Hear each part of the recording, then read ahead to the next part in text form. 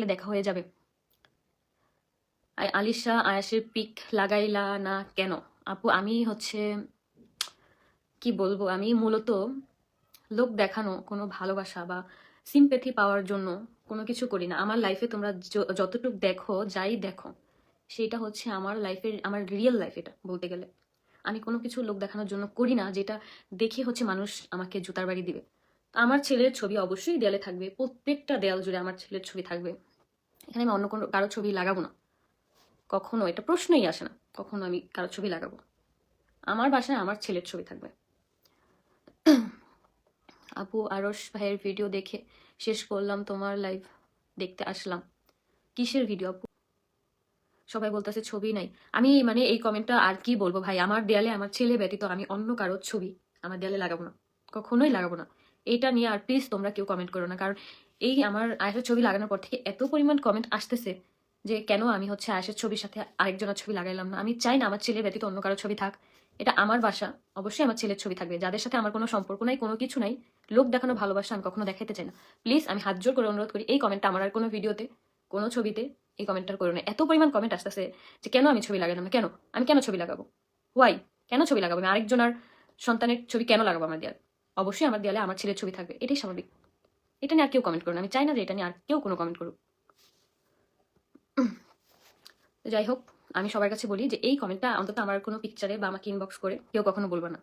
আমার বাসাতে আমার ছেলের ছবি থাকবে, এখানে আদার্স কারো ছবি আমি রাখবো না, কারো ছবি না।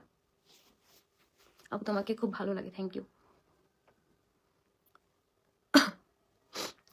আমার মনে হয় কাউকে নিয়ে কথা বলা ঠিক না। আমি কাউকে নিয়ে কখনো কোনো কথা বলি না, কিন্তু এত পরিমাণ কমেন্ট করে কিছু কিছু মানুষ যে আমি কেন ছবি লাগাইলাম না, আমি স্বার্থপর, আমি অনেক খারাপ।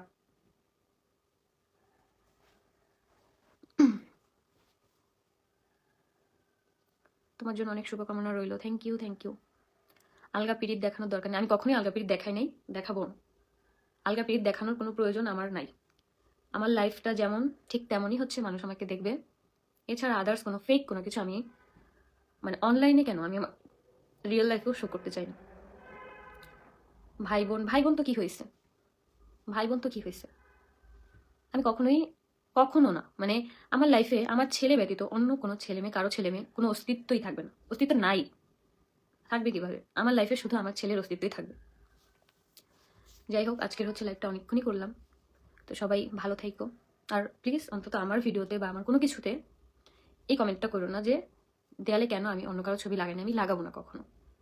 কারণ যাদের সাথে আমার কোনো সম্পর্ক নাই তাদের কোনো কিছুই আমি রাখবো না, কোনো সুতা কোনো কিছু রাখবো না, সেখানে ছবি লাগানোর কোনো প্রশ্নই আসে না।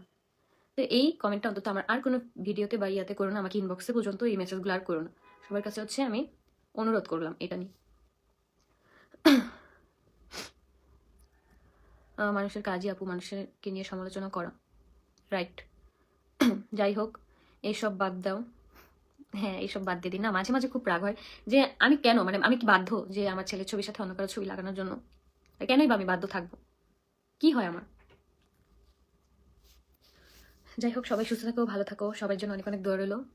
আপু মাঝে মাঝে না দেখা যায় কি মানুষের পরিস্থিতি সিচুয়েশন এরকম হয়, তোমরা চাইলেও সেখান থেকে ছুটে আসতে চাইলেও মুখ বুঝেও অনেক কিছু মাঝে মাঝে সহ্য করতে হয়। কারণ দেখা যায় কি মানুষের ব্যাকগ্রাউন্ড, তারপর ফ্যামিলি কি বলবে, আত্মীয় স্বজন কি বলবে।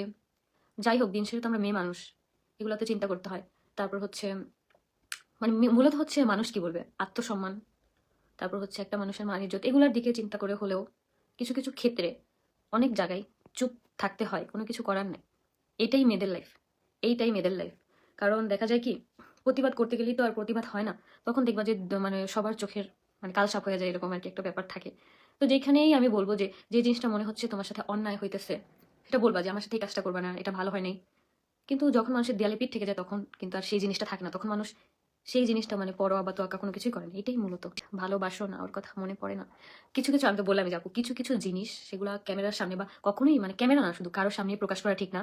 কিছু কিছু ব্যাপার নিজের মধ্যে রাখাটাই ভালো। কাকে মনে পড়লো, কাকে তুমি ভালোবাসো, সবার সামনে কেন তোমার বলতে হবে? তুমি বললে তো আর সেই মানুষটাকে তুমি পাচ্ছ না, বললে তো সেই মানুষটাকে তুমি নিজের কাছে পাবা না বা তার কাছেও বলতে পারবা না। দরকার কি? নিজের ভিতরের কষ্টটা নিজের ভিতরেই থাকা ভালো। কিছু কিছু এরকম ব্যাপার থাকে যেগুলো মানুষের কাছে বলা একদমই উচিত না।